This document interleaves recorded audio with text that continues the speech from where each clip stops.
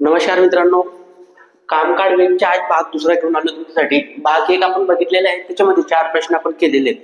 तर 5वा प्रश्न आपण आज करणार आहोत. आणि काय प्रश्न आहे बघा, कामकाज वेगला एक प्रश्न कोणत्या जिल्ह्याला कंपल्सरी पेपरला असतो म्हणजे असतो, तर तुम्ही याच्यावर फोकस करायचा आहे का मित्रांनो. काही टॉपिक असे आहेत ना, ते कंपल्सरी विचारलं होतं. मग ते टॉपिकवर फक्त तुम्ही काय करा, अनालिसिस करा आणि काय विचारलं जातं नेमकं ते पातळी बघा आणि ते प्रश्न सॉल्व्ह करा. कारण की का, पोलीस भरतीला 1 मार्क पण राहिला तर खूप अवघड होऊन जातं. कारण की का, एक मार्क आपल्याला खूप महत्वाचा आहे पोलीस भरतीला त्यासाठी. आणि कोर्टाची जी एक्झाम आहे आपली, कोर्टाची जी एक्झाम होणार आहे त्याच्यामध्ये लिपिकची जे पद आहे मित्रांनो, म्हणजे टायपिंगवर असतं, तर तिथे तुमचं 90 मार्कामध्ये 40 मार्काला गणित आणि बुद्धिमत्ता असणार आहे. जर तुम्ही इन बाय फ्युचरमध्ये तो फॉर्म भरताय आणि तिथं तुम्ही तो पेपर कधी सॉल्व्ह करायचा असेल तुम्हाला, तर इथूनच ते गणित बुद्धिमत्ता होऊन जाणार आहे. कारण की का, पोलीस भरतीचे क्वेश्चन पेपर बघा आणि कोर्टाचे क्वेश्चन पेपर बघा, काही नाही काहीच अंतर नाही, हे सर्व सेम आहे मित्रांनो. म्हणून गणित कुठलं बी करा, ते सर्व एक्झामला लागू पडतं. ओके, तर चला टाइम न घालवता आपण बघूया प्रश्न 5वा. काय प्रश्न बघूया. 6 पुरुष किंवा 8 मुले एक काम 24 दिवसात पूर्ण करतात, तर तेच काम 7 पुरुष आणि 12 मुले किती दिवसात पूर्ण करतील, असा प्रश्न विचारला गेलेला आहे. हा प्रश्न एक लक्षात घ्या मित्रांनो, थोडा लेंथी प्रश्न आहे, वाटतो खूप सोपा पण तसं नाही. प्रश्न कुठे कुठे विचारलाय, वर्धा 2024, सोलापूर 2023 आणि नागपूर 2021 ला विचारला गेलेला आहे. तर चला हा प्रश्न कसं सॉल्व्ह करायचा बघा. सुरुवातीला काय, पुरुष, इथं पुरुष लिहितो, पुढचा मी पुरुष, मुले, मुले, मू आणि दिवस, इथं दिवस लिहून. दिवस किती मित्रांनो, 24. बघा 24 दिवस आहेत. पुरुष किती आहेत, 6 पुरुष, इथं खाली लिहिलं. आणि मुले किती, 8, इथं 8 लिहिलं. इथपर्यंत तुम्हाला चांगलं समजलं असेल. पुढं तेच काम 7 पुरुष, काय म्हटलं, 7 पुरुष. मी इथं पुरुष आहे ना, मग त्याच्याच खाली 7 लिहा. ओके, सोप्यामध्ये करा. 7 पुरुष आणि 12 मुले. किती मुले, 12 मुले. ते काम किती दिवसात पूर्ण करतील, म्हणजे इथं क्वेश्चन मार्क. ओके, आता एक लक्षात घ्या, करायचं काय आपल्याला. पुरुष 2 वेळेस आहे, पहिले 6 त्यानंतर 7. मुले 2 वेळे 8 आणि 12. जर हे सिरियल पूर्ण असेल, काय म्हटलं मी, हे सिरियल पूर्ण असेल तर यांच्या क्रॉस गुणाकार करायचा. काय करायचा, क्रॉस गुणाकार. क्रॉस गुणाकार करू. 8 7 56, ओके, 12 72. यांची कंपल्सरी काय करायची मित्रांनो, बेरीज करायची. हा माझं फॉर्म्युला नुसार सोपं एकदम शिकवणं असतं, एक लक्षात घ्या. काय म्हटलं मी, 7 8 56, 12 7 72. क्रॉस गुणाकार केला पण यांची बेरीज करायची होती.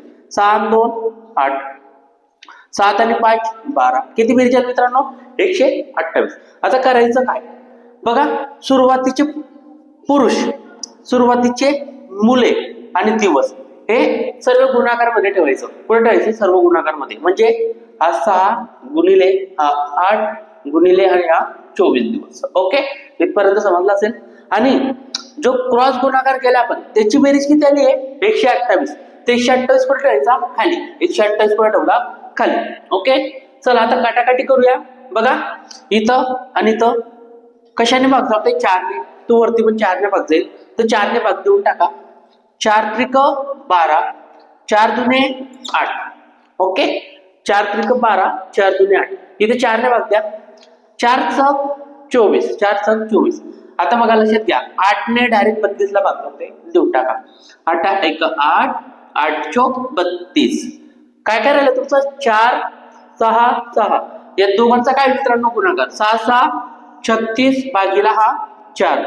4 1 4, 4 9 36. म्हणजे ते 6 पुरुष 8 मुले किती दिवसात काम करते मित्रांनो, 9. ऑप्शन नंबर बी. ओके, ऑप्शन नंबर बी हा तुम्हाला वर्धा सोलापूर नागपूरला प्रश्न विचारला गेलेला आहे. ओके, खूप छान क्वेश्चन होता. काही सोपी भाषेमध्ये सांगितलेले आहे, क्रॉस गुणाकार करायचा 128. आणि जी वरची पूर्ण सिरियल मित्रांनो इथून, तर ती पूर्ण गुणाकार मध्ये ठेवून द्यायची आणि 128 भागाकार मध्ये कटाकटी करायची, उत्तर भेटून जाईल. ओके, प्रश्न क्रमांक 6वा लगेच बघू. चला प्रश्न क्रमांक 6वा घेऊन आलेलो आहे. हा प्रश्न तुम्हाला धाराशिव, यवतमाळ, सिंधुदुर्गला विचारला गेलेला आहे मागच्या वर्षी. प्रश्न काय बघूया. 36 माणसं, किती माणसं? 36 माणसं, एक काम हा म्हटलं, एक काम म्हणजे सिंगल काम काही दिवसात पूर्ण करतात. दिवस माहित नाही आपल्याला, काही दिवसात पूर्ण करतात. जर दिवसांची संख्या मित्रांनो 2/3 केली तर आणखी किती माणसं कामावर घ्यावे लागतील? म्हणजे आणखी किती माणसं कामावर घ्यावी लागतील? एक सिंपल लॉजिक घ्या.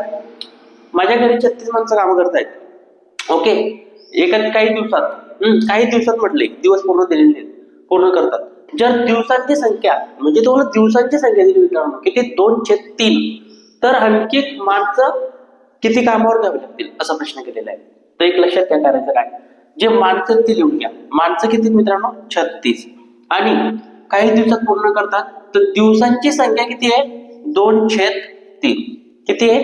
2/3 केली. काय म्हटलं? 2/3 केली तर आणखी किती माणसं कामावर घ्यावी लागतील? आता करायचं काय, हा 36 लिहून घ्या गुणाकार मध्ये.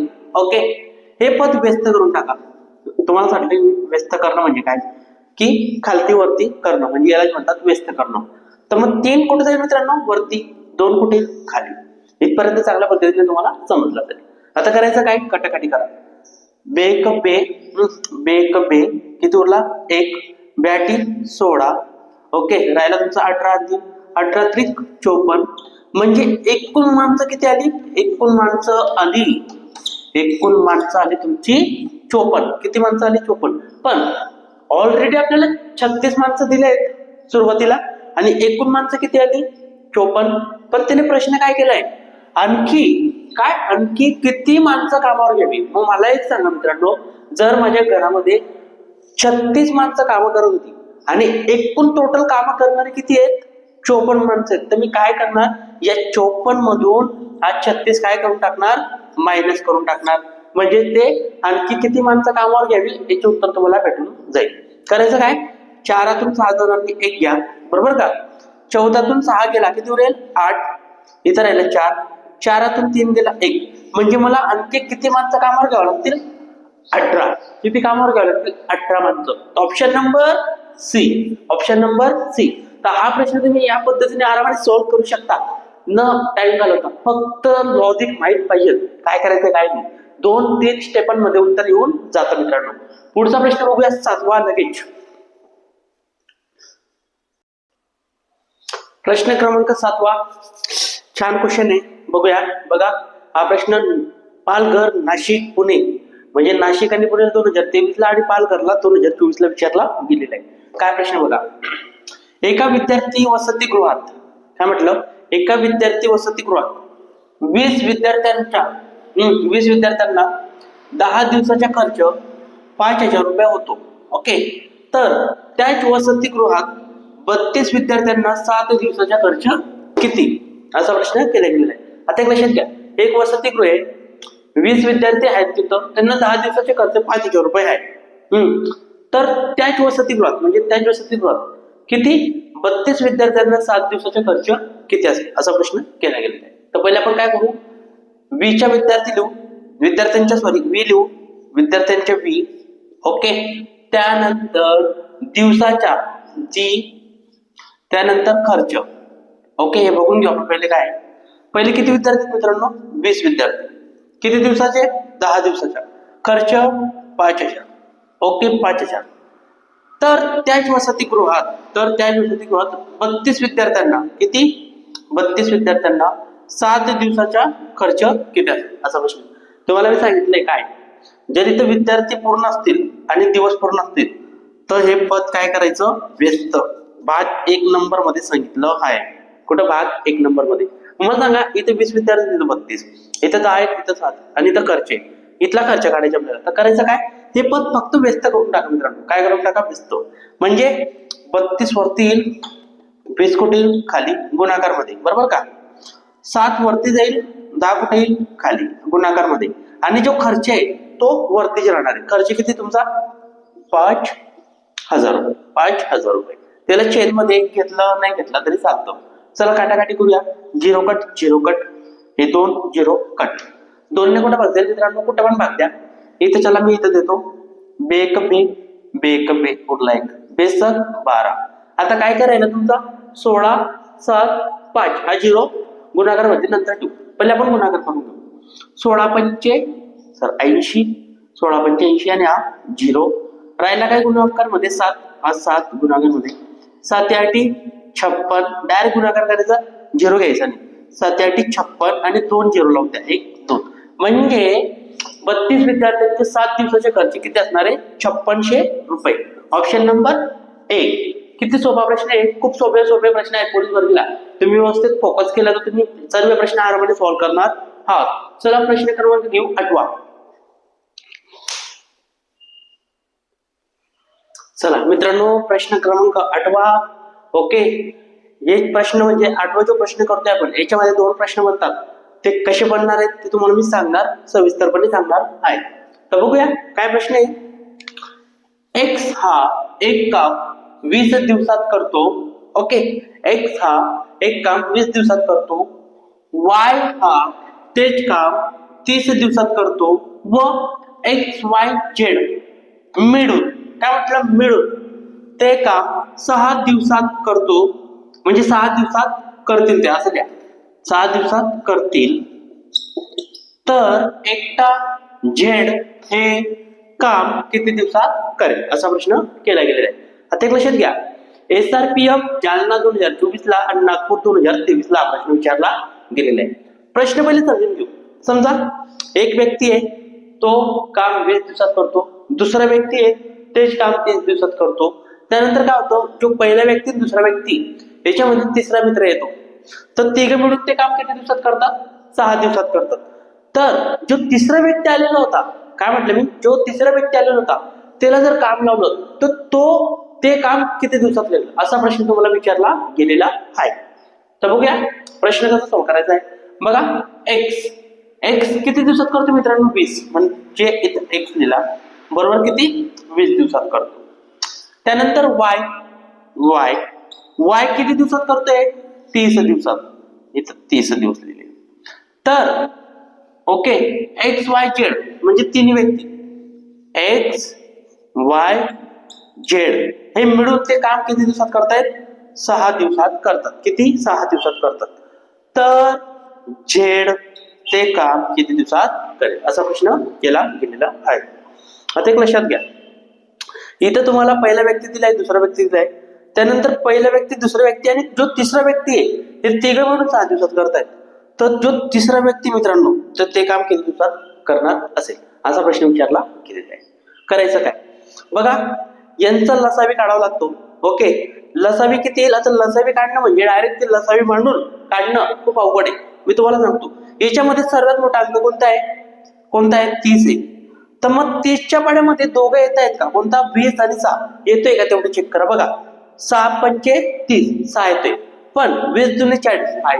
मग काय करायचं, 30च्या पुढच्या पाडा म्हणा 30 दुने 60 म्हणजे काय दुप्पट करायची.